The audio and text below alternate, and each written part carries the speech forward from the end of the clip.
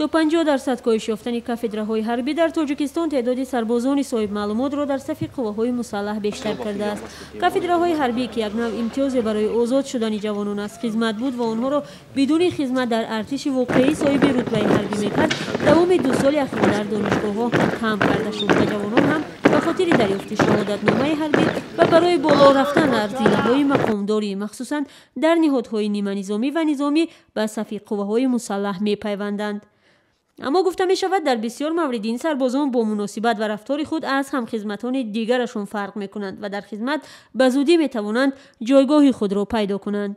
کافدراهای حربی که یک نوع امتیاز برای آزاد شدن جوانان از خدمت بود و آنها را بدون خدمت در ارتش واقعی صاحب رتبه حربی میکرد، دوام 2 سال اخیر در دانشگاه‌ها کم کرده شد و جوانان هم به خاطر دریافت شهادتنامه حربی و برای بالا رفتن در زینه‌های مقامداری مخصوصا در نهادهای نیمه نظامی و نظامی به صف قواهای مسلح می‌پیوندند. اما گفته می شود در بسیار موارد این سربازان با مناسبت و رفتار خود از همخدمتان دیگرشون فرق می‌کنند و در خدمت به زودی می‌توانند جایگاه خود را پیدا کنند. حسن موسایف قرار بود امسال پس از 5 سال تحصیل در دانشکده صنعت به حیث خبرنگار در یگان رسانه به کار شروع کند، اما وی قلم و کاغذ را به زندگی سربازی عوض کرد. حسن هنوز سوگند حربی یاد نکرده است، ولی در قسم حربی به فرق از اکثر دیگر هم خدمتانش او الکی جای پای خود را پیدا کرده است. مسئولین قسم نظامی قواهای حربی هوایی و مدافع ضد هوایی تاجیکستان که حسن آنجا خدمت میکند تصمیم دارند او را به حیث کتابدار در کتابخانه نو به کار جلب کنند.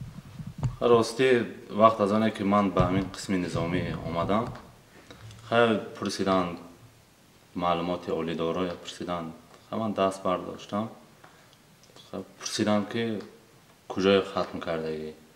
بعدا من گفتم دانشکده دولتی صنعت تاجیکستان به نام میرزا ترسونزاده فاکولته تئاتر بدیعی شعبه روزنامه‌نگاری را ختم کردم. گفتن در آن همون جا گفتن شعبه کتابداری هم هست، تو میتوانی که کتابداری هم کنی.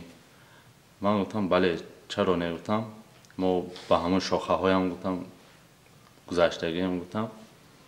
بعدا خب باور کردن، گفتن که ما یک کتابخانه نو در همین قسم نظامی تأسیس دادگیم، اگر در خودت باوری داشته باشی ما همون کتابخانه رو به تو میسپاریم.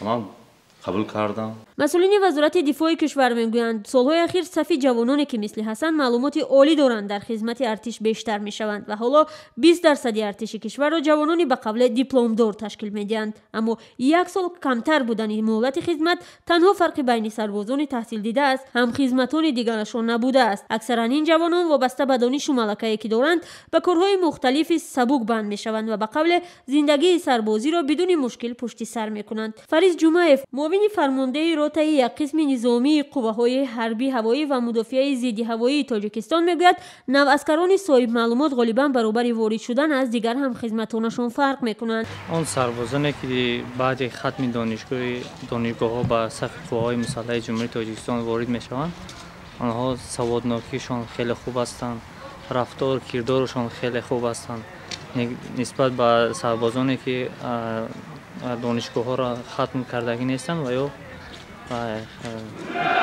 سوادشون خیلی برانک است. علیشیر امیرشاهف سرباز دیگر است، اصلا اختصاص و معلومات عالی ندارد. بعد ختم مکتب میانه علیشیر به امریکا رفته و با برنامه‌های مختلف 5 سال آنجا کار و زبان آموزی کرده است. برای عائله‌دار شدن به تاجیکستان میآید و مورد ابله قرار گرفته سرباز میشود. حالا علیشیر از کمترین اسکران ارتش تاجیکستان است که میتواند به راحتی با چند زبان صحبت کند. علیشیر 7 ماه باز در قسم نظامی قواهای حربی هوایی و مدافع ضد هوایی خدمت و برای ترجمه حجت‌ها و انجام کارهای مهم دیگر به خدمتچیان حربی کمک میرساند. وقتی بازگشت به تاجیکستان چی نیت داشتید؟ می‌خواستید اینجا اومده اونجا کار شروع کنید یا تحصیلتون ادامه بدید؟ نه اینجا خونگی برای زنگیری روی کرده بودن و بیا زن بگیفتن اومدن که هم خیلی نمی خدمت اومدن گرفتن آوردن هم خیلی. و حاضر مثلا چه خیلی از شرایط به هر حال فرق میکنه نه خدمت شما از دیگر رو؟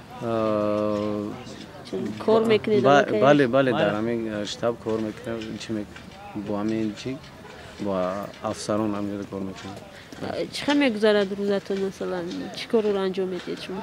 روز سحر بعد از پدیوم فیزو بعد از فیزو باز همین در همین چی یواری سردار استود همچون یواری سردار استود تو ساعت 5 کار میکنم. Hi to everyone and I'm just advise to everyone to come here to army. از این روند یعنی افزایش سربازان دیپلمدار هم مقامات و هم سازمان‌های حقوق بشر خوشبینند، چون به اندیشه آنها افزایش جوانان صاحب معلومات میتواند مناسبت و محیط خدمت در ارتش را تغییر دهند و قانون‌های نونوشته خدمت در صف ارتش نظیر دیدفشین یا مهتر سالاری را هم تا جای از بین ببرد.